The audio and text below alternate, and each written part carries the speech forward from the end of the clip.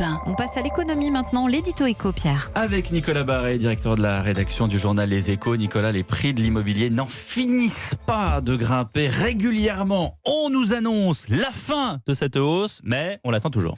Eh ben oui, et d'abord pour une raison, c'est que les taux d'intérêt sont très faibles et donc jamais on a emprunté dans de meilleures conditions, donc les Français en profitent. Sur les 6 premiers mois de l'année, les prix ont augmenté de 3%. À Paris, on atteint un prix au mètre carré de 9 693 € en moyenne.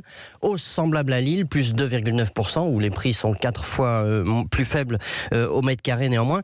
Hausse semblable encore à Toulouse, plus 2,5%, mais surtout, le marché est très dynamique dans des villes, par exemple comme Lyon, plus 6,6% de hausse, Nantes, plus 6,5%, Rennes, plus 5,9%, tout ça sur 6 mois.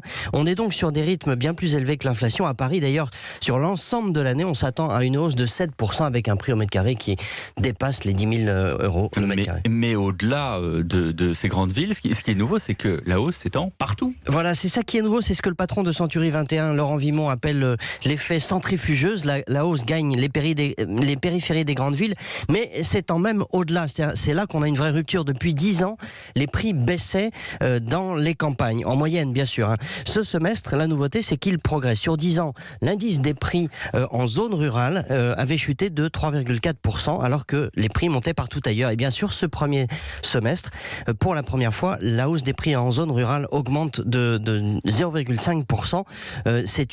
Pour la première fois depuis 10 ans, cette évolution divergente entre les villes et les campagnes qui avait creusé l'écart entre les deux France, et bien cette divergence est finie. Et donc, on avait une France où le patrimoine se valorisait, une autre dont les patrimoines baissaient. Là, aujourd'hui, le fossé cesse enfin de se creuser. Bon, Nicolas, je vais vous poser une question, sachant très bien que vous n'êtes pas Madame Irma, mais est-ce que cette hausse de l'immobilier est durable ? Alors, il y a 2 déterminants pour la hausse. C'est d'abord les taux d'intérêt et le marché de l'emploi. Si ces 2 déterminants restent en place, effectivement, la hausse va continuer. Est-ce que c'est souhaitable ? Non, parce que ça pèse sur le pouvoir d'achat. C'est terrible pour les jeunes. Et puis, ça favorise l'étalement du tissu urbain. Il faut savoir que tous les 10 ans, en France, on transforme l'équivalent d'un département de terres agricoles ou de forêt en surface urbaine. Les périphéries des villes grignotent le paysage. Ça n'est pas durable.